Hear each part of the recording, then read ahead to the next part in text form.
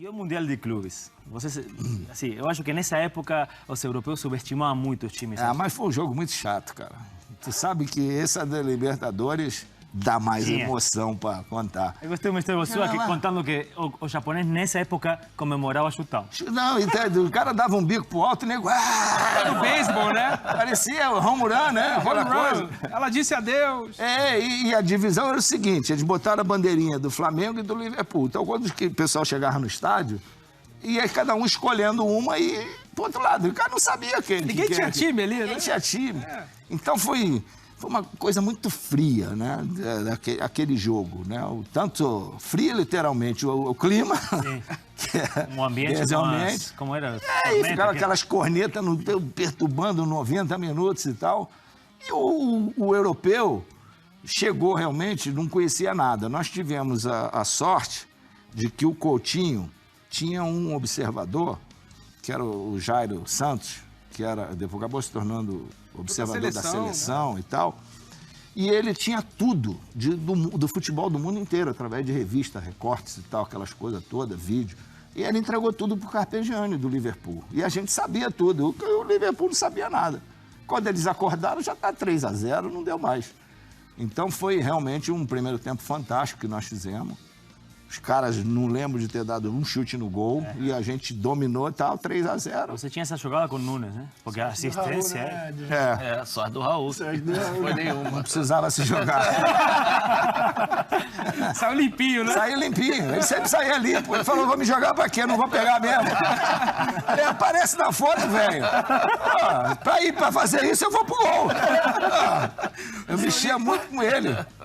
Tem uma frase do técnico do Liverpool depois desse jogo, que falou assim, devia ser proibido o que o Flamengo fez, porque eles pareciam dançar em campo, era outro esporte. Foi um chocolate, né? Foi o primeiro tempo estava resolvido já, né? E muita gente falou aí que por exemplo, eles subestimaram a gente. Não houve o inglês, por exemplo, hoje o que todo mundo faz, esse negócio de abraçar dentro do campo e tal, isso é a primeira vez que quem fez isso foi japonês, dentro do campo. A gente fazia a nossa corrente lá embaixo, no túnel, não fazia. Em Tóquio, o vestiário, a gente saía no mesmo lugar. Então, nós fizemos a corrente e os ingleses ficaram olhando aquilo, parece que nunca tinha visto aquilo. E para muita gente deu a impressão que eles tinham subestimado. Não subestimaram nada. Não pegaram a bola. Desconhecimento mesmo. Desconhecimento total. E eles estavam, para eles era até melhor, porque eles estavam no meio da temporada, eles estavam melhores fisicamente que a gente. A gente estava no final, a gente jogou 7 jogos finais em um mês, cara. A gente jogou os 3 da Libertadores, 3 contra o Vasco e uma final de turno ainda. Então tínhamos jogado 7 finais para ir jogar, depois de uma viagem daquela, para ir jogar aquele último jogo. Então a gente estava esgotado, é que o time realmente era muito bom, porque senão não ia aguentar, não. E não estourou ninguém, cara. Jogou o time completo. Foi o título que mais te marcou, Galo? Da Libertadores. Da Libertadores? Da Libertadores. É outra Libertadores é outra história. Sempre foi meu ídolo. Até quando ele me chamou na sala dizendo que eu viraria o capitão do time, aquilo pra mim foi... Eu tive um tempinho pra tentar entender o que era aquilo. Eu sempre brinco com ele que eu demorei assim, uns 6 meses para entendê-lo como treinador, né? Porque eu não conseguia vê-lo como treinador, eu só via o 10 do Flamengo. E assim, uma das minhas satisfações com o Zico, a gente fez um jogo com o Anderlecht.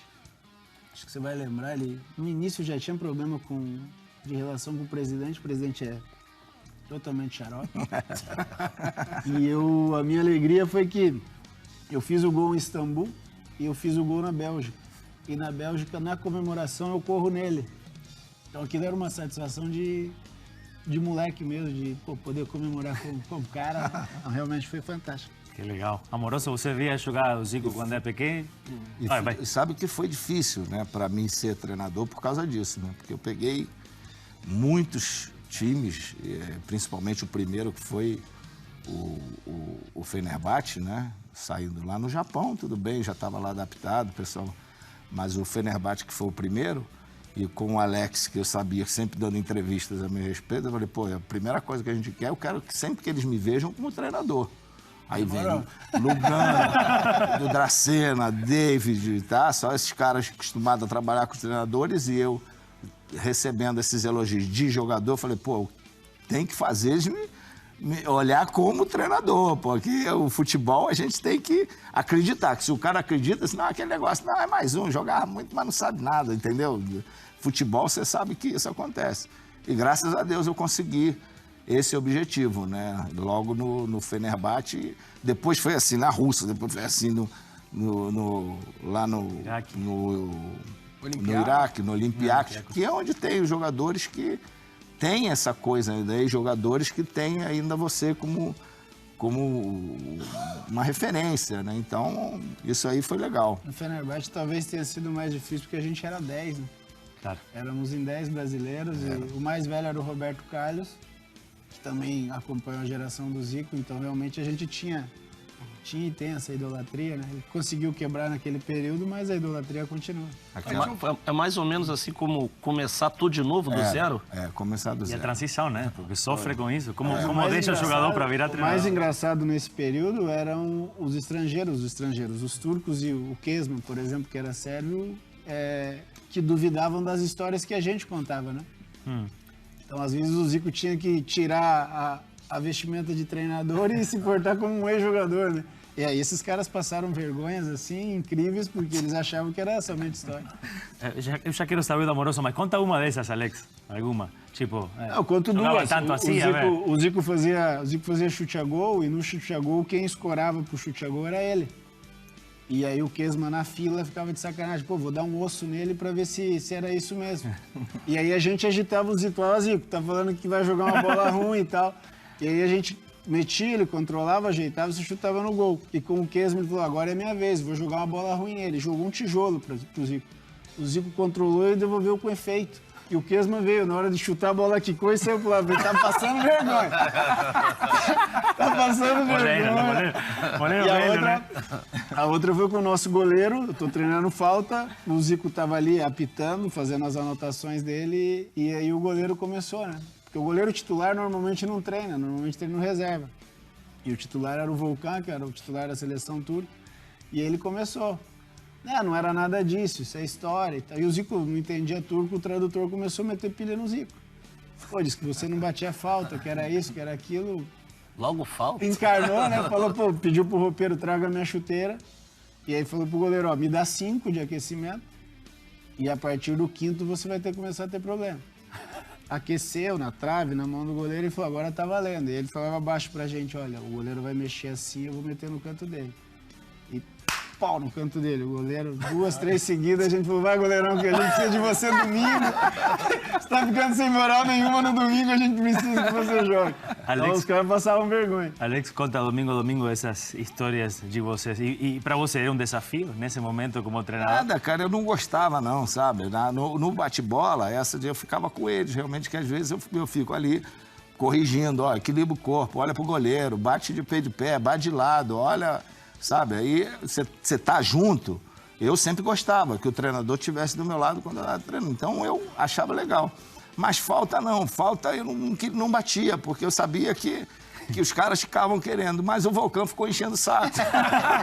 Pagou, né? Ele pagou, o bom é que depois que eu comecei a bater, eu falei, ó, carro velho demora a pegar, deixa eu aquecer primeiro.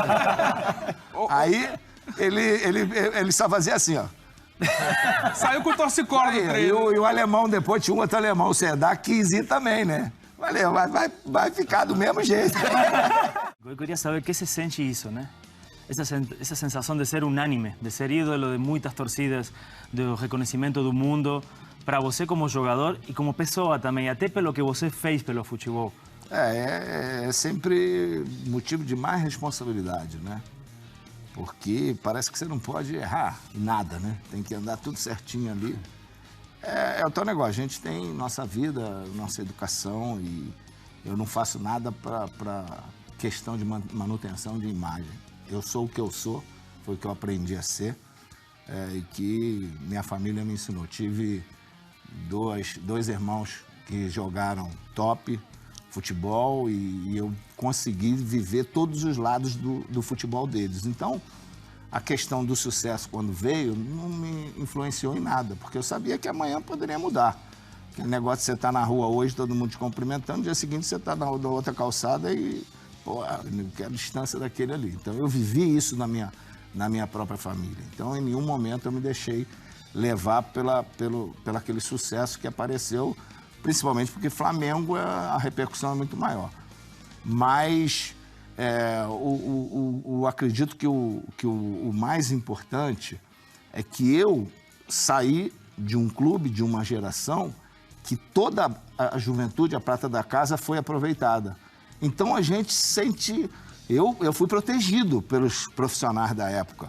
Arilson, Liminha, Luiz Carlos, que foi aqui do Corinthians, Renato, goleiro, Fred, esses caras me protegiam. Paulo César Caju. O Paulo César Caju, a gente ia jogar no Nordeste e não deixava sair do hotel. Eu falei, pô, todo mundo... Não, garoto, fica aí, você... Te cuidavam mesmo. Então, quando essa garotada surgia, a gente fazia a mesma coisa, porque começava a sentir que aquele seria o futuro do Flamengo. Então, a gente também aconteceu fazer essa troca. Então, a gente tinha um respeito muito grande. Eles vinham, na época deles, já treinavam com a gente, faziam coletivo, corriam pra burro, né? Era assim, o pessoal não gostava. Tinha um zagueiro lá, Mozer, Manguito, que falava assim, ô, moleque, eles mostravam a trava da chuteira no meio e fazia graça aqui não. Então a gente tinha que, calma, pô, a gente já foi essa deles também, deixa de, pô, vamos ajudar. Então, eu acho que isso no Flamengo ajudou todas essas gerações, o fato de eu depois parei, depois veio o Júnior com a mesma coisa, recebeu eles de braço, foram campeões juntos. Então, o Flamengo teve isso de bom, né? Porque a felicidade de ter tido esse amparo dos veteranos da minha época, né? Eu acho que isso é muito legal. Você entra em qualquer lugar do mundo e pode ter os melhores jogadores de um momento que todo mundo para e fala, vamos fazer uma reverência para o Zico. Isso talvez seja uma das coisas que mais satisfação te dá? Sem dúvida. Eu às vezes não gosto muito quando as pessoas enaltecem a questão mais da pessoa, do ser humano, do caráter, porque eu acho que isso é uma obrigação nossa, né? A gente quer ser elogiado, lógico, isso aí faz parte, mas pelo teu trabalho também, pela tua postura como profissional, né? Porque eu acredito que isso foi uma das grandes, que fez a grande diferença, a forma como eu procurei me manter durante minha carreira inteira perante aos meus profissionais, né? Seja companheiros ou seja adversários. Então isso é que leva muito essa diferença, porque esse respeito, porque seja de torcedores também, adversários, porque eu fui de um time que havia muita rivalidade, tá? Porque quem não é Flamengo é contra, e eu consegui, através da minha postura como profissional, trazer essas pessoas o respeito de vascaíno, corintiano, botafoguense, tricolores, São Paulino, Palmeiras, pela minha carreira. Então, eu acho que isso realmente é uma grande vitória, é um grande gol. E seja no exterior também, né? Porque eu acho que isso daí é uma coisa que a gente tem, que a gente recebe e é o homem lá de cima que nos abençoa. Eu acho legal ir soltando uns gols da época do Flamengo, que todo mundo está querendo ver, né? Porque foi uma época mágica, né? Jaume, Alex, Amoroso, vocês que jogaram lá. Que tinha esse time? E que foi para você ser parte de um time que marcou a história do futebol brasileiro, não só do Flamengo, né? O time do Flamengo, ele conseguiu reunir, digamos, umas 3 gerações, né? De aquela coisa de as peças se encaixarem no lugar certo, na hora certa, tá? Eu acredito que eu tive uma importância muito grande por causa da liderança, da postura como profissional. Então, quem chegava, eu tinha preocupação até na hora de renovar um contrato, porque pelo aquilo que eu representava, se eu renovasse mal o contrato, eu ia prejudicar todo mundo. Então, reivindicação de todo, do grupo, das coisas que precisava, sempre em função do time, o que era melhor para o time. Eu deixei os caras querer, assim, chegar a um ponto do cara querer pagar luvas para você e esquecer de pagar os prêmios que está devendo ao salário. Então, ó, paga lá, a minha vem depois. Então, vamos botar o time, porque eu não jogo sozinho. Então, todo mundo tem que estar feliz, todo mundo tem que estar bem. Então, essa minha postura é que fazia essa diferença. É o cara que vai chegar atrasado como? Se eu chegava cedo lá para treinar, saía depois, o cara que... E as vitórias aconteciam. Então, pô, vai seguir quem vence ou vai seguir quem perde? Entendeu? Então, isso aí não era coisa de você ser caxia, de você ser nada. Isso é profissionalismo. Eu acho que hoje, o futebol de hoje, por exemplo, está muito fácil de você seguir os melhores exemplos, que são vencedores. Então, se você segue o que faz o Messi, o que faz o Cristiano Ronaldo, você vai se dar bem. Tá? Porque eles são exemplos de grandes profissionais. E por isso ganham, são os melhores do mundo e por isso chegam. Porque na hora das festas, na hora das férias, eles estão lá se divertindo, mas na hora do vamos ver, eles estão sempre presentes. Então, eu era assim. E isso gerava um respeito muito grande de liderança. E a garotada que chegava aí, ó. É assim, quer, vai se dar bem. Eu sei que atrapalhei a carreira de muito garoto da número 10. Porque não dava chance mesmo. Claro. Vai para outra posição. Porque quando eu cheguei, tinha um 10 lá, que era o Doval. Eu também... O gringo foi um dos com quem eu mais me adaptei em termos de centroavante, mas eu fiz ele ir para 9, cara. Vai lá para 9. E ele também foi malandro, foi para... Se quiser. Então, que eu lembro que quando eu comecei, o técnico era o Jobel, que conhecia a gente no juvenil. Ele assumiu no lugar do Zagallo, ele falou, ó, o Zico vai ser meu 10. Doval e Dari vão disputar a posição. Aí o Doval, tá bom, eu vou lá pra frente. Claro. Então, eu levei tempo. Eu joguei de 7, joguei de 11, joguei de 8, joguei de 9. Quando apareceu na minha posição, eu também não larguei mais. E isso eu sei que teve muito garoto que era da minha posição, jovens de talento, mas que não tinha oportunidade, assim como foi do Júnior. E nego, vai pra outra, vai pro outro lado, o negócio é jogar. Eu aprendi sempre lá com os mais velhos, ó. O importante é estar no bolo. Depois você escolhe a tua. Muito boa noite, um grande abraço a vocês. Meu amigo Zico, presença marcante no programa de hoje. Eu já contei a história aí. Aquela da cobrança de falta, 6 horas da tarde, escurecendo na Gávea, no Rio de Janeiro. Mas você é o protagonista, então você vai saber contar melhor do que eu contei quando você pediu para eu ir para debaixo do gol para você cobrar umas faltas e eu dizia para você, tá escuro, não estou enxergando nada. E aí você diz, espera um pouquinho que daqui a pouco você vai enxergar. E aí você conclui. Melhora a história, tá bom? Um grande abraço para você. Bom programa. Não sendo a história do Bauru, tá tudo bem. Essa do sanduíche. Essa do sanduíche. Essa é o melhor sanduíche. Eu pensei que Raul ia mandar essa. Pensei que eu tava com medo aqui. Mas no almoço vai ter Bauru. Aí o Raul não era de treinar as faltas. Normalmente treinava com o quarto goleiro lá e tal. E quem treinava muito comigo era o Luiz Alberto, que era o Hélio dos Anjos, que era lá o terceiro e quarto. Mas às vezes dia de concentração, não ia esses goleiros. Só ia os dois, só ele e o Cantarelli. O Cantarelli ficava lá batendo bola com o pessoal que ia ficar na reserva. Então, uma vez o Raul estava lá, eu sabia que ele não gostava, né? Eu falei, Raul, não tem ninguém hoje. Pô, dá uma força, fica lá, fica parado. Eu sei que você não vai na bola no jogo, não vai ser... Aí, só para ter um posicionamento, tá legal. Aí batia as faltas, fazendo, de repente, ir lá na Gávea, quem sabe na Gávea atrás tem o Jockey Club, né? E ao sábado, o refletor acende um pouco mais cedo. Aí eu já sabia disso, eu falei, começou a escurecer e ele, pô, vambora, cara, não tô vendo nada e tal. Eu falei, calma, que a luz do jockey vai acender, a gente vai poder ficar mais um pouquinho. Ele, porra, não aguento você. Aí eu falei, mas na terça-feira, na hora de passar lá pra pegar o bicho, você vai querer. O velho é a figura. Grande, velho. E treinar com o Zico, o goleiro leva vantagem, né? Porque depois quem bateria a falta tão bem quanto o Zico batia? Contra. Então, a história da camisa pendurada, Zico, surgiu porque às vezes não tinha goleiro?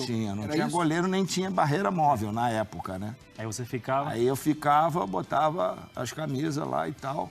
O chato é que, porra, toda hora tinha que ir lá pegar a camisa e botar. Não tinha ninguém pra botar a camisa. E tira do bagaceiro. É pior que é verdade. Mas era... Às vezes eu pedia os moleques pra ficar lá, pra botar e tal. Mas fazia isso, né? E depois, quando chegou a barreira móvel, aí ficou mais fácil um pouquinho. Mas era uma grande referência. Então, quando a bola ia lá naquele quadradinho lá, não é por acaso não, né? Já tinha uma camisa ali. O Marcelinho contava que você ajudou no início, até pediu, por favor, ficar a seu lado, você falou para bater. Já no final da carreira, eles treinavam atrás, tinha uma parte do campo ali na Gávea e a base treinava ali. E às vezes eu ficava treinando e ele, seu Zico, posso assistir ali? Eu falei, você não vai só assistir não, vai bater também. Porque carro velho, né, já estava ficando velhinho, não treinava tanto. Então eu chamava ele, aí eu batia umas 3, 4, aí ele deixava ele bater. E você ficava com quem quando começou? Tinha alguém ou foi sozinho? Não, primeiro o Jobé ficava. O Jobé dava muita atenção a esse trabalho individual. Né? Ele separava alguns, tanto para bater falta, para finalização, cruzamento, perna direita, perna esquerda. Então ele sempre deu muita... o pessoal podia ir embora, mas se ficasse alguém ali, ele ficava também. Isso Tinha alguém, Zico, batedor antes de você na história do Flamengo? O Dida batia falta? Não, quem eu vi fazer gol de falta foi o Silva. O Silva, mas era chute forte, né? Pancada. Ali no Flamengo, não lembro de ter assim. E uma coisa também, que a gente treinou muito na época, como é o paredão do tênis, né? Alex agora está na onda do tênis, ele sabe o que é o paredão. Aquele dos números, né? Aquele dos números. O Jobé mandava a gente lá para fazer. Então escolhe o número ali, não na falta, mas bate de primeira, chute de primeira, fundamento. Então isso me ajudou muito. Raspa a bosta, né? Que ele passa de ladinho e tal. Menino, não complica, no mestre dela, faz o raspa a bosta. É a famosa pá, né? A famosa pá. Tem muita falta do Zico na Itália, gols incríveis no Japão, depois do break, é isso? O cara fez 2 jogos, já 2 gols de falta na Itália logo de cara. Ele vai bater uma falta aqui? Não tem problema. Só pra saber, tá aquecendo. Antes do break, já que a gente tá nesse assunto e falou jogador, quando tu começou, qual foi o jogador que era a referência, assim, que tu olhava assim, tinha como um espelho mesmo? Eram os meus 2 irmãos. Peguei o Dida antes. Edu batia falta? Edu batia falta. Edu batia igual o Marcelinho. Todo cara de pé pequeno bate assim, né? É o famoso elevador. Edu era perfeito também, batia. E Galo, essa sua especialidade veio das categorias de base mesmo do Flamengo, assim? Da pelada. Da pelada de rua. Da pelada de rua, descalço, eu já batia falta nas peladas, fiz muito gol. Lembro de hoje, gol de falta que eu fazia lá no Maravilha, no Juventude. Na Rick Shade, você chegou a jogar na Rick Shade? Ali no Richer? Ali já o campo já era gramadinho. Acabou.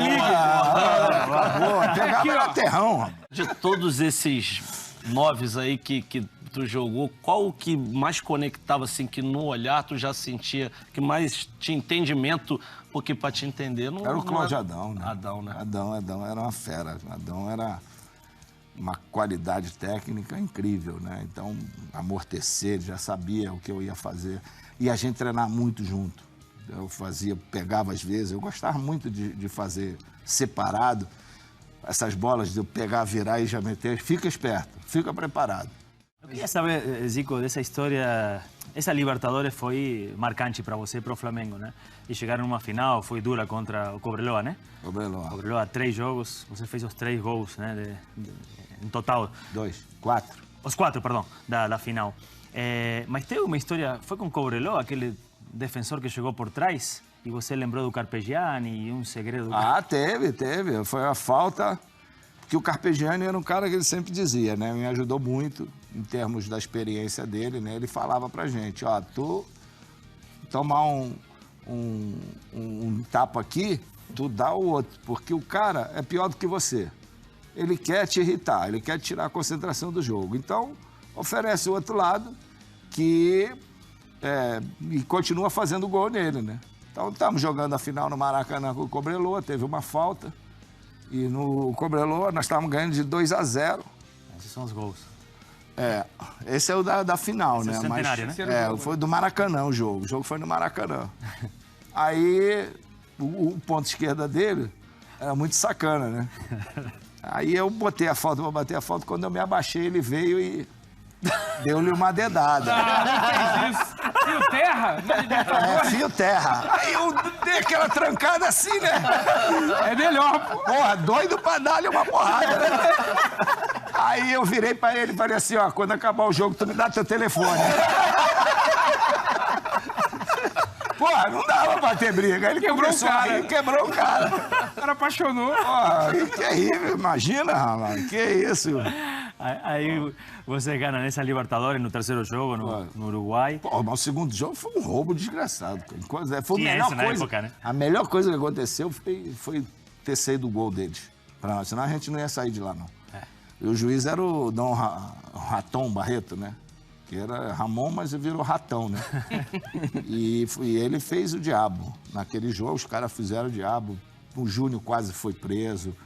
O policial brigar, cachorro, botaram de soco, pedra, arrebentaram o supercílio do Adílio, do Lico. Foi a pior partida da sua vida, assim? A pior partida de violência. Pior partida. Nós estávamos cercados pela polícia em todo o estádio, tá? Só a gente jogando. Foi essa que o zagueiro tava com a pedra Foi, também? Anselmo, né? deu, não. Do Anselmo foi na entrou, final. Entrou pra dar nele, né?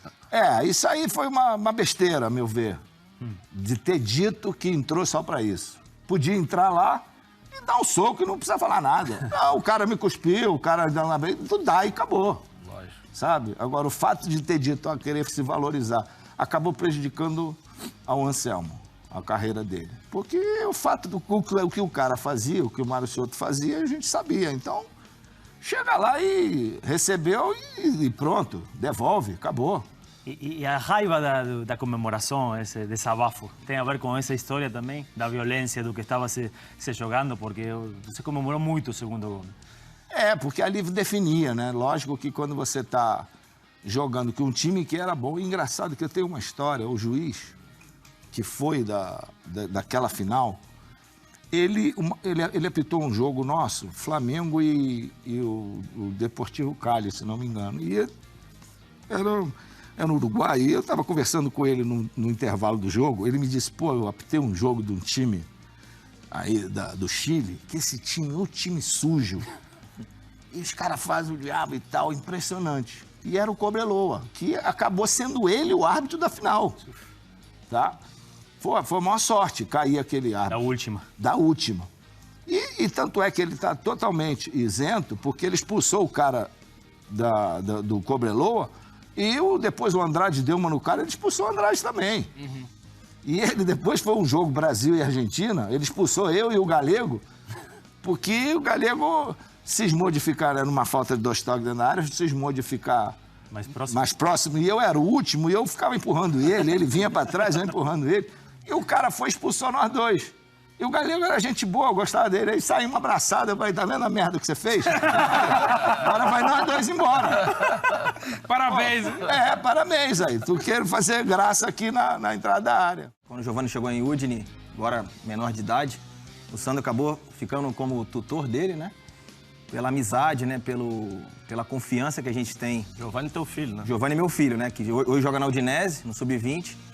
E o Sandro é um cara fantástico, maravilhoso, e é presidente do fã-clube do Zico. E o Galo pode falar para vocês, né, quem que é essa pessoa que é muito importante para ele. Orsária é chama de cidade, mas é um bairro, né?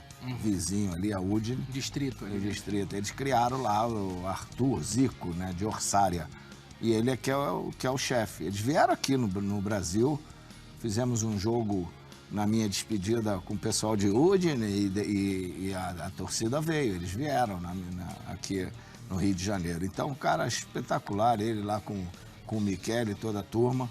Estou devendo uma visita lá para eles. É legal contar um pouquinho o que significa o fã-clube na Itália, né? Porque talvez seja diferente a Espanha, como tem as penhas, que tem muito, né? Mas você ir visitar esses clubes... Na época era isso. A gente, durante o ano, Isso é uma coisa importante que o clube já chamava você cada segunda ou terça-feira. Hoje está mais difícil, né? Seria mais difícil por causa da quantidade de jogos no meio de semana. Naquela época não tinha jogo no meio da semana, praticamente a Udinese só jogava final de semana. Então, eles definiam, cada semana 2 vão em algum lugar. E aí sorteavam. Então, eu fui a alguns, né, e tal. E aí foi criado esse lá. É muito legal, eles faziam um jantar bonito, faziam uma homenagem para os jogadores. Havia um relacionamento muito agradável com a torcida lá. Enquanto isso, a gente está vendo seus golaços com a camisa do Udinese. Camisa, como é que é? Traje a rigor, né? Porque parecia que tinha uma gravatinha borboleta aqui. Muito legal. Esse é o gol que eu falo aí, ó, da falta, contra o Avelino. De 2 toques. Aí, goleiro. O goleiro vai, ela cai lá do outro lado. É parecido com aquela do Santa Cruz. E fez de todos os tipos, né? Gol de falta lá, o Zico, porque Foi. também foi um 3 dedos contra a Juventus, eu acho. Foi. Aí enganou todo mundo. É porque uma vez chegaram, devido a ter feito logo 6 gols de cara, assim, tinha um programa lá de segunda-feira chamado Processo Lunedi, que fizeram um programa só sobre os goleiros de falta, barreira, como é que os caras faziam. Então, uma série de sugestões, né, que começavam a dar, e aí eu também comecei a bater no canto do goleiro, comecei a bater forte, comecei aquele negócio, variar, né? Variar, diversificar, e aí complicou. Essa daí, do Catânia, essa foi a história muito legal, porque a minha avó era de lá. E eu fui jogar contra o Catânia, eu jogava o Pedrinho Vicençotti e o Luvanor. E aí eu dei entrevista dizendo que, poxa, era um prazer grande jogar na cidade da minha avó e tal. E o Udinese era um time que não tinha assim tanta rivalidade, né? E aí eu cheguei lá e tal no jogo, fiz um gol no primeiro tempo, faltando assim uns 10 minutos para acabar o jogo, 5, sei lá, teve uma falta. E a torcida do Catânia toda gritando meu nome, Zico e tal. E Eu vi gol, pô. não entendi nada, né? Aí, mas me deu foi responsabilidade, eu falei, eu tenho que fazer esse gol agora, né? Aí bati, fiz o gol, a torcida comemorando e tal, o estádio inteiro comemorando. Aí o Pedrinho e o Luvanor, pô, como é que a gente podia ganhar o jogo se a nossa torcida torcer pro adversário? Foi uma emoção indescritível esse dia. Para mim é sempre um prazer estar do lado do Galo, é um ídolo, né, que eu tenho desde pequeno, né, cresci vendo o Zico jogar, torcendo pro Flamengo. E quando eu cheguei em Udine, eu saí do Flamengo, fiz quase praticamente a mesma trajetória que o Galo fez, né, do Flamengo para Udinese. Só que na época que eu cheguei, Aí a foto. essa época, uma época fantástica, Bronzeado, hein, velho? uma foto que é velha. É você mesmo, Você Marcelo? melhorou, hein? Melhorou A foto melhorou, Não passamos fome, já. O Flamengo tava atrasado. Pô, mas é muito estilo, né, cara? Pô, mas assim, né, aprendi a me vestir, né? Depois de muitos anos na Itália, né? Pô, meti uma elegância. Mas naquele dia, cara, foi engraçado porque a gente se encontrou, né, Galo, no hotel lá de Moretti, com as famílias, né? Com a minha esposa, com a Sandra, a esposa do Zico. E alguns amigos, né, que já tinham essa amizade com o Zico, né? Que é o Alessandro Scarbolo e o Michele De Sabato, que eram já amigos, né, do Zico na época que eu cheguei. E são, até hoje, né, presidente, vice-presidente do fã-clube que o Zico tem em Udine. Então, quando eu cheguei naquele momento a ser apresentado na Piazza San Giacomo, tinha mais 7 mil pessoas, né? E eu, com 20 anos, né, chegando assim, pô, apresentado pelo Galinho, pô, todo mundo já me conhece aqui na Itália, né? Tá cheio pra caramba. Cheio pra caramba. Falei, pô, será que ele já deu um chutinho no Brasil, né? Já fez uns golzinhos lá, já tô sendo apresentado pelo Galinho. Pô, quanta gente vem me visitar, me ver, né? Não é nada, era tudo pro Galo. Era tudo que queria ver o Galo, que fazia um tempo que o Zico não ia pra Udine. E quando chegou aquela apresentação, aí, pá, conversa vai, conversa vem, o Galo solta essa, né, no microfone. Eu vim aqui apresentar um jogador que dará tantas alegrias pra vocês como eu dei. Jogou a camisa 10 em mim e falou, daqui pra frente é com você. Eu passei 6 meses, eu não jogava, não conseguia jogar.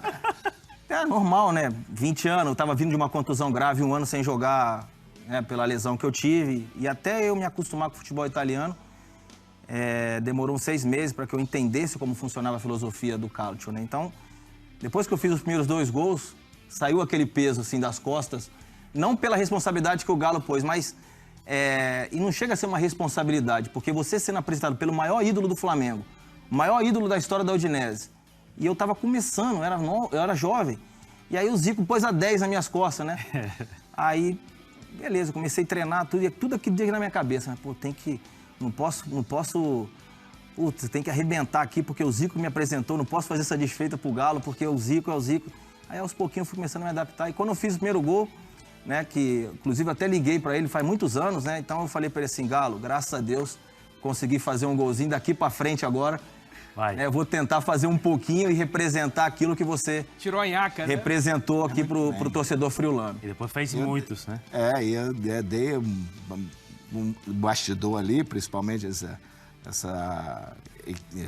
torcedores lá de Orsária, né, do fã-clube. Falei, ó, protege o garoto aí, pô. Ele é muito jovem e tal, mas já foi artilheiro aqui no Brasil. E ele não contou, mas a gente também, eu vi ele jogando no Japão, no Aspirante. Quando eu estava lá no Japão, ele estava lá no Yomiuri, na época, e teve sucesso lá também, já, mas no Aspirante. E eu, como assistia aos jogos, e aí já conhecia bem ele. Então, falei com os caras aí, ó, protege o menino aí, tá sob a responsabilidade. Eles cuidam dele até hoje. E agora vão cuidar do filho, né? Eu fui praticamente, né, benzido pelo Galo, né? Graças a Deus, o Galo pôs a mão em mim e falou assim, daqui pra frente vai fazer uns golzinhos. Dá pra bater? Dá, mas não tem que aquecer, né? Não, mas é só movimento. É só movimento. Aqui, peraí, como é que é, Djalma? Aqui. Nem precisa de alongar, que outro dia eu vi a imagem de tu batendo de calça jeans. De calça jeans, hein? A camisa? Na camisa e guardou de novo na camisa. E outra coisa, aquilo ali não foi assim, bati 30 pra depois acertar 2, não. Não foi montagem, não. Tem um corte, mas as 2 foram seguidas. Mas eu tinha batido assim umas 5, 10 pra aquecer. Depois foi as 2 seguidas, aí acabou, você perdeu a graça. O que a gente faz muito aqui, Zico, é mostrar para o cara que está do outro lado as técnicas do futebol. Onde você batia, como acomodava a bola, as coisas que você mais gostava. Como diz o Júnior, o Júnior tem joanete, eu não tenho. Aqui é assim, ó, procurava bater aqui, né, desse lado, e aqui o pé.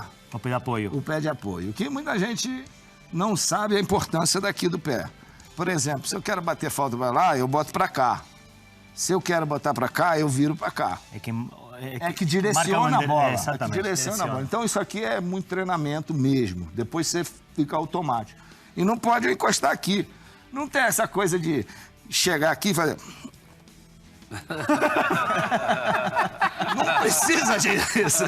Não precisa. Aí o outro vira pra cá, não tem nada disso. É só botar a bola lá, fazer o movimento certo e chegar e bater, e soltar, tá? E você tinha seu chute especial, que era por cima da barreira. Por cima da barreira. Mas depois começou a ser especialista Aí aqui, bater aqui, né? Em 3 Bati de frente. Às vezes isso aí é totalmente errado, mas... A maioria precisa treinar também. Seu fã número 1 vai ter o privilégio de defender uma falta sua. Espera aí. Vai ser daqui? Não, vai ser... Pra barreira eu vou. Vem cá. Tá combinado de você ir pro lado? Tem que... Não, eu vou ficar parado igual o Birigui, eu não tenho reação. Ficar vendo pra frente, né? Eu quero ver o gol. Vem cá. Todo mundo quer ver o gol. Eu quero ver o gol.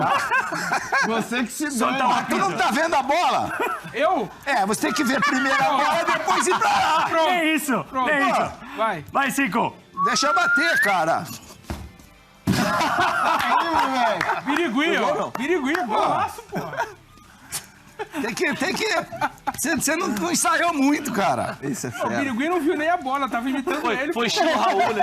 Foi estilo Raul. Queria saber do Galo, que agora teve a tentativa da candidatura para a FIFA. Quero saber se você pensa ainda nisso ou se de repente pensa em alguma coisa dentro do Brasil. Agora não dá mais tempo, né? Não, mas pro futuro. Aquele momento eu acho que era importante por todas essas modificações que seriam necessárias, por toda essa vergonha que a entidade passou a ter, que isso não era segredo nenhum para quem é do meio do futebol. tá? A gente já sabia dessas coisas que poderiam explodir. E eu estava lá fazendo um trabalho lá um programa com a Esporte Interativo com o André Henning, e ele me perguntou se eu apoiaria o Figo. Aí eu falei, pô, apoiaria, eu gosto muito dele, mas achei estranho que ele tenha desistido. Aí ele não conseguiu as cartas, desistiu. Aí, pô, de noite eu pensando e tal, tomando um vinhozinho lá, bom e tal. Aí falei, pô, será, acho que, pô, em vez de apoiar o Figo, podia eu me candidatar. E aí começou. Começou isso. Então, eu tive a oportunidade de conhecer de perto todo aquele movimento, tudo que envolve. Fui lá até o Blatter, até o Carrá, que é quem ia fazer as mudanças lá da FIFA. Muito, muito bem recebido por todos e ligando para as federações. Cara, mas ao final das ligações, eu ficava sempre... Te assustou? Não me assustou não, mas eu ficava aqui, o cara que está falando mais das línguas portuguesas, dá a impressão de que o cara ficava esperando o que você tem a oferecer para ele te dar uma carta, entendeu? E eu não tinha nada para oferecer. Estava acostumado, né? Estava acostumado, eu não tinha nada para oferecer. Eu falei, é o meu trabalho, é assim, a proposta é essa, eu enviei para todo mundo os pontos que eu achava que eram necessários e que estão aí, alguns pontos estão aí. Eu acho que de todos aqueles que estavam ali concorrendo, o que ganhou, eu acho que pode fazer um bom trabalho. Tá? Acho que pode estar bem cercado, inclusive, pelo mundo do futebol. Quando eu falo mundo do futebol, não é só ex-jogador. Muita gente pensa que você quer o ex-jogador, que não é por aí. Tem muitas áreas do futebol que podem ajudar bastante. Então, eu acho que foi um momento para ver de perto, poder explanar para o mundo inteiro as coisas que estavam sendo importantes, porque a gente tem voz, a gente tem a mídia, e me assustei quando vi todo mundo cobrindo quando eu estava lá em Zurique, e eu acho que foi importante para o futebol, e eu espero que seja isso. Agora, aqui, que seria o normal, começar por aqui, mas aqui da forma que está, não é difícil qualquer um, não só eu. Eu acho que tem outras pessoas que poderiam. Porque você hoje, da forma para ser eleito, você tem que ser indicado por 8 federações e mais 5 clubes. As federações estão todas nesse sistema atual, tá? Então, essa vergonha que quebrar esse sistema. A vergonha que está essa entidade, se ela não for, sabe,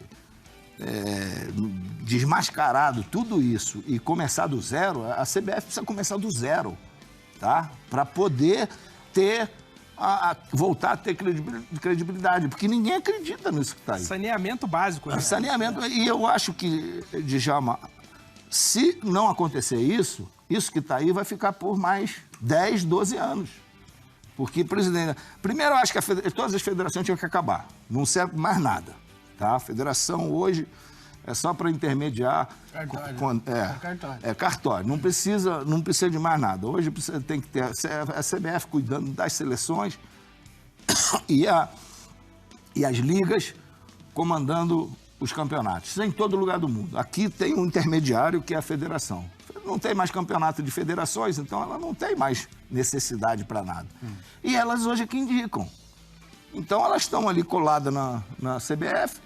Enquanto não mudar o sistema. Enquanto não mudar isso, tá? E hoje, quem é que vai... Você arrumar 8 federações para te indicar e mais 5 clubes? 5 clubes eu acho que pode até, mas eu acho que os clubes hoje começam a ir também lá para a CBF. E aí começa a complicar. É jogo num clube, na arena de um clube tal, jogo na arena do clube tal, é a seleção concentrada numa concentração de um clube tal, é o presidente de um clube tal na chefia da delegação. Então, começa a coisa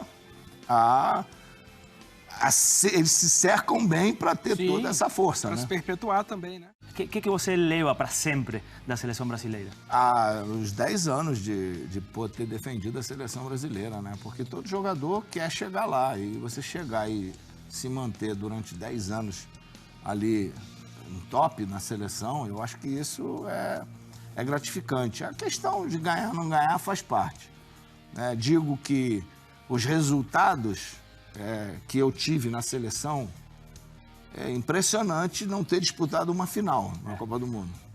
Porque, para muita gente, joguei 3 Copas do Mundo e perdi um jogo, que foi aquele da Itália. No mais, em 78 a gente não perdeu, e 86 também não perdeu. Então, você não teve nenhuma oportunidade. Foi questão, uma, de regulamento, e a gente sabe o que aconteceu em 78 em relação a Peru, aquela coisa toda, né? E em 86, o problema é que eu só lamento de eu não ter respeitado o que o meu coração mandava, que era não ir.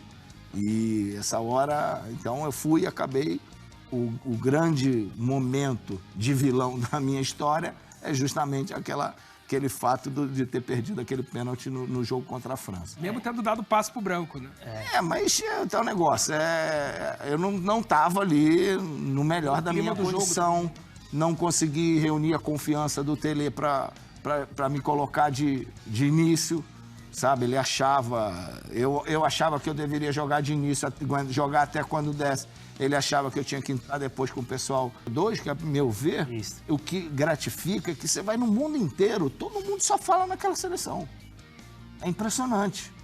Num dia que a gente não foi bem, e acabamos sendo eliminados por erros mais nossos, individuais, e enfrentamos uma seleção que jogou nos nossos erros, claramente. E era uma seleção maravilhosa, seleção italiana, e acabou campeão. E até queria pegar esse jogo contra a Itália do 82, porque você teve uma marcação muito fechada do Gentile, como já tinha feito com Maradona, né?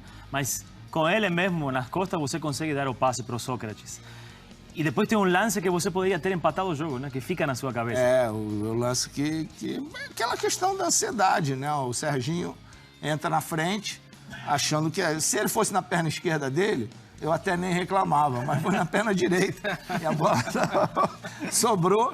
Mas faz parte do atacante. Isso é porque o Serginho não era egoísta, o Serginho era um cara de grupo, gosto muito dele. E esses são lances que ficam marcados. E uma coisa que eu reclamei muito nesse jogo é que com menos de 10 minutos, o Gentile recebeu o cartão amarelo. Então ele já estava deixando eu pegar na bola. Ele já não fez aquela marcação que ele fez com o Maradona, de chegar junto e tal. Então eu pedia, dá a bola pra mim, onde tá marcado? Eu falei, porra, mas eu tô marcado, dá em cima, cara, eu me viro. Que era uma coisa que eu tinha com o Carpegiani. O Carpegiani olhava pra mim e virava assim, vou dar em cima, hein? Parece aí. Eu falei, pode dar, cara, pode dar que eu me viro aqui. E às vezes o cara que não tá acostumado muito a jogar contigo, ele olha, vê um cara do lado e não te dá a bola. E aí é isso que o adversário quer. Te elimina do jogo. Indiretamente, o teu companheiro é que acaba te eliminando do jogo. E ele corria mesmo, ele queria era isso, ele corria atrás de mim o tempo todo. E ali eu fui muito pouco acionado naquele jogo. Uma coisa que eu hoje, como treinador, analiso, né, que eu acho que foi um grande problema nosso, é que aquela seleção, eu, Falcão, Cerezo e Sócrates, a gente com o Tele nunca tinha jogado junto. A única vez que a gente jogou junto foi com o Coutinho, Brasil e Ajax no Morumbi. Jogou eu e Sócrates na frente, o Cerezo e o Falcão atrás. Então, quer dizer, o Cerezo não podia jogar o primeiro jogo contra a Rússia. E o Cerezo era peça importante do sistema do Tele. E ele, o que ele fez? Ele botou o Dirceu. Hoje até o pessoal acharia uma boa, né? Porque os canhotos tudo vão lá para a ponta direita. Mas naquela época, ninguém aceitava muito. E foi o Dirceu.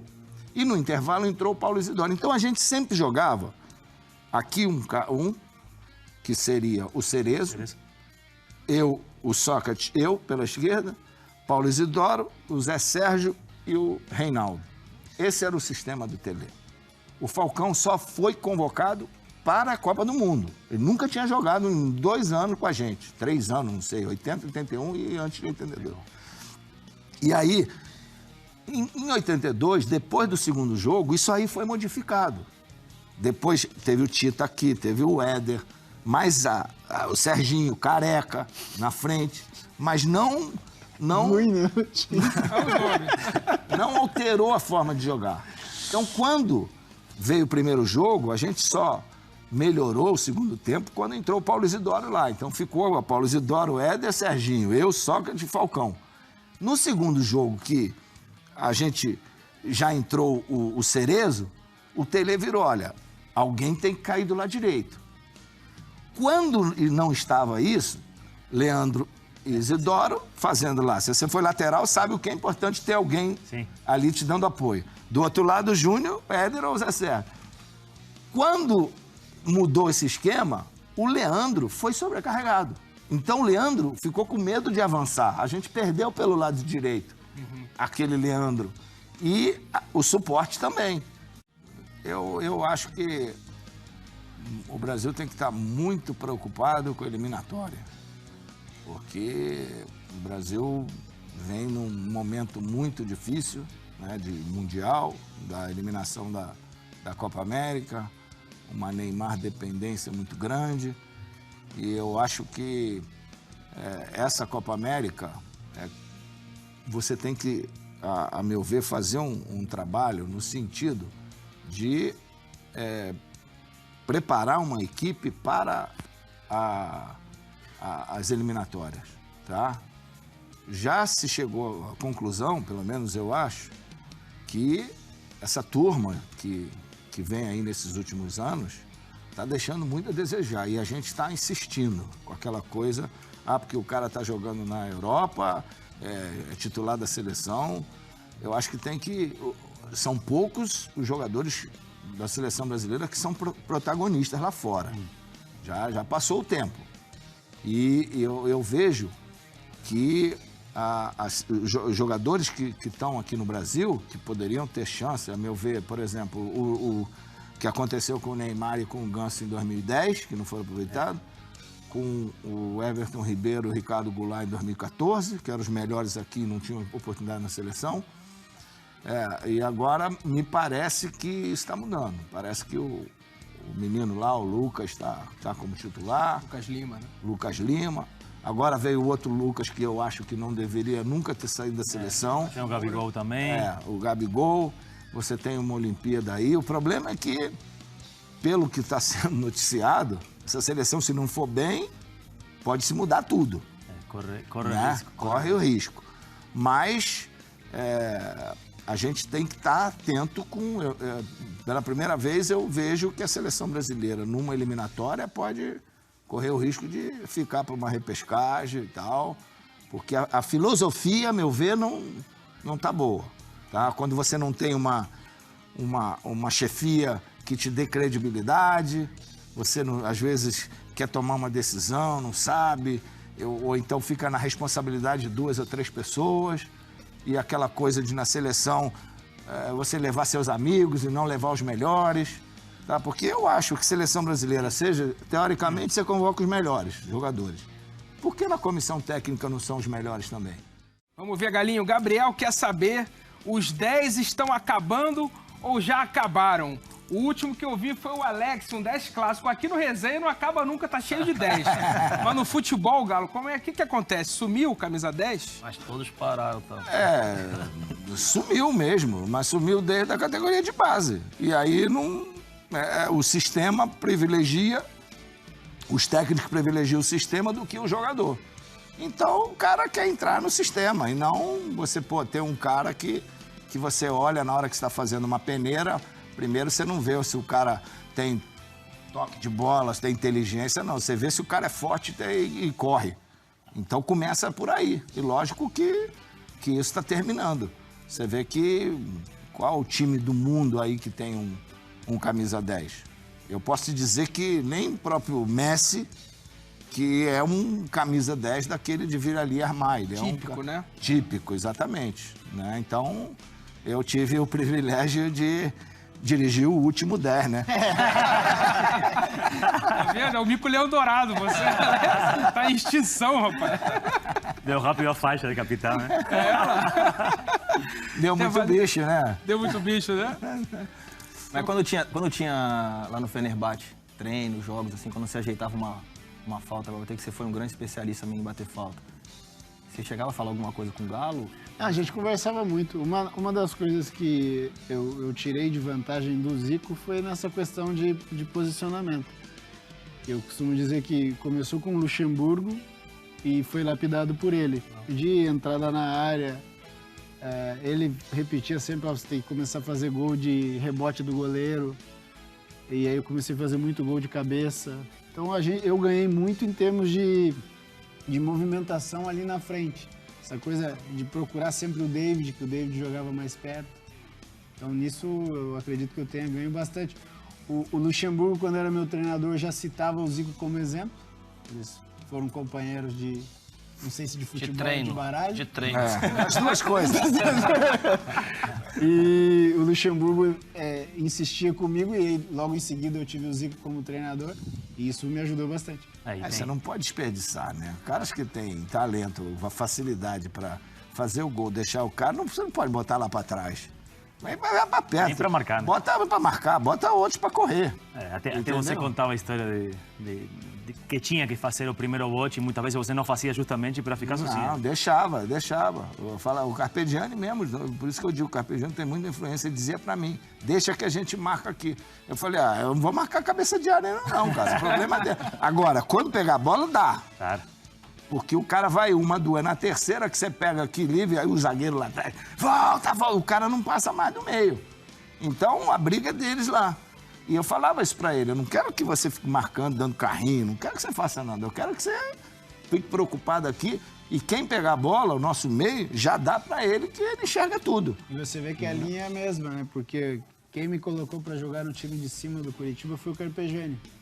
Me tira do juvenil e coloca pra jogar no time de cima. E eu tô falando de 95, isso com o Zico acontecia em 80. Passados 15 anos ele falava a mesma coisa, né? Depois com o Luxemburgo, que também era desse time, falava a mesma coisa.